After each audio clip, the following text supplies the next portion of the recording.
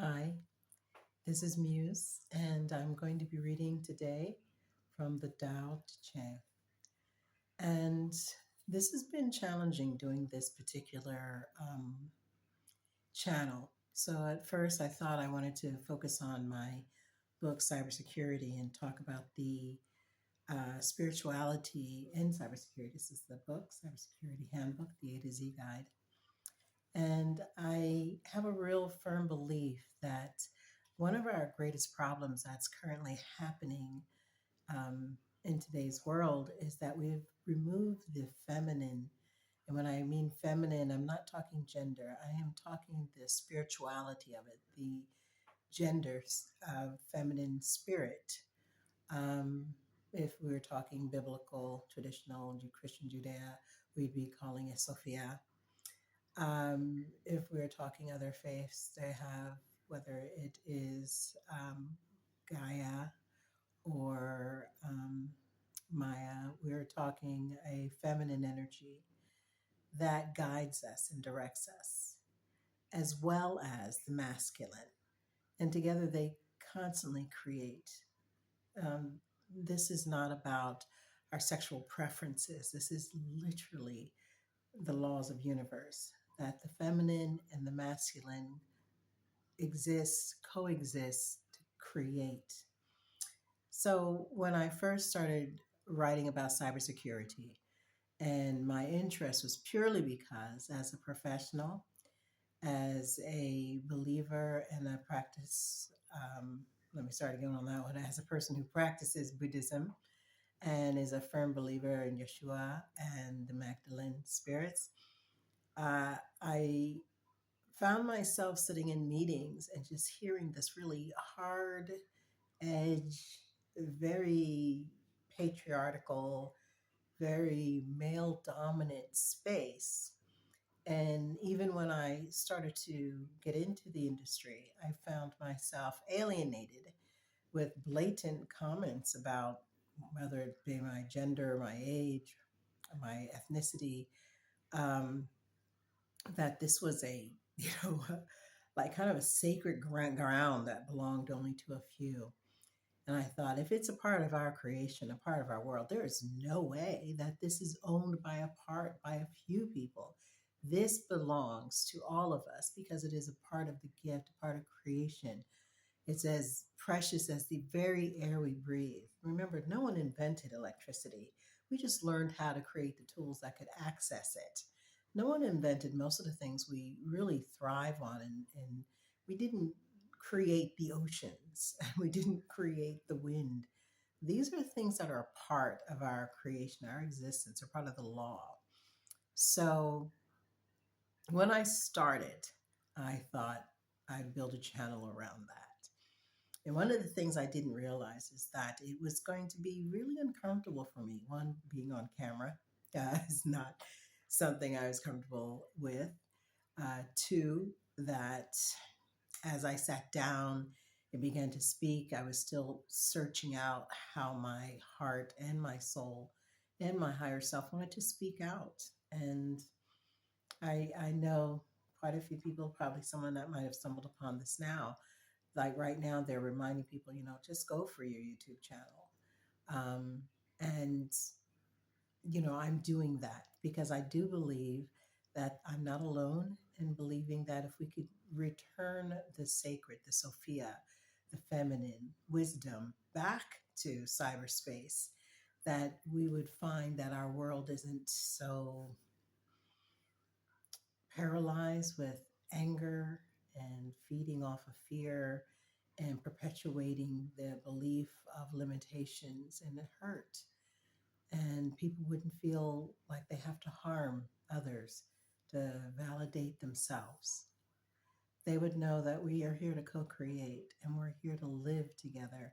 And love is always possible. Love is always possible. There is no way that is, if we believe that it is not. If we understand how gravity works and we understand we're on a planet, and even if you're a flat earther, you believe the flat earth exists, it doesn't matter. Whatever you believe exists, if you understand that, then you understand love is eternal, love is consistent, love is our very first step destination. It is the very posture in which we exist, it is our consciousness. So I really hope you never let anyone convince you that is not a possibility, because it is.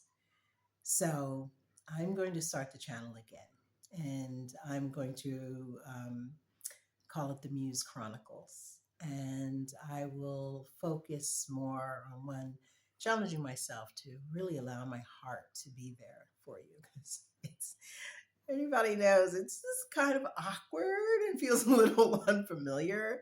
Um, and I gotta say, hats off to those who've been the goats of this and have been doing this and encouraging the rest of us. Because just even talking about YouTubers who've been doing this for a while and just inspiring, just makes me well up, because there's just so many people that have inspired me to do this, and the call has been so strong. So, from the book, I want to read a quick message, and let's wrap it up for the message of the day. To speak little is natural. To speak little is natural. Therefore, a gale does not blow a whole morning, nor does a downpour last a whole day. Who does these things? Heaven? Earth? If even heaven and earth cannot force perfect continuity, how can people expect to? Therefore, there is such a thing as aligning one's actions with the Tao. If you accord with the Tao, you become one with it. If you accord with virtue, you become one with it. If you accord with loss, you become one with it. The Tao accepts this accordance gladly. Virtue accepts this accordance gladly. Loss also accepts the accordance gladly. If you are untrustworthy, people will not trust you. Now, that's a powerful way to start off the Muse Chronicles, because it really aligns with the fact that whatever you focus on is what you attract into your life. Whatever, if you're focusing on loss, hurt, victimhood, anything you focus on, the world's going down, and I'm helpless and hopeless. If you continually perpetuate that, it will gladly grow it for you. It's completely open and non-discriminatory to how it will deliver your fears to you. But if you deliver and focus on trust, if you focus on love, if you focus on virtue, if you focus on it, and when I say focused, what I mean is set your heart and your mind, have that inner dialogue that says, you know, I trust in the universe. I trust with my heart, my soul, and my mind that I am on the path, and the path will continually reveal itself to how I can live a life filled with love and support. I am grateful for everything that I have today, from the air that I breathe to the roof over my head or the lack of. I am grateful that I even have these eyes, or that I have this water to drink today, or that I don't have bombs over top of my head today. And I send prayers and loving to my brothers and sisters who do. But I am grateful that I am here today to even give this prayer for others. I'm so grateful that the Source Creator has given me the ability to be here to send out prayers.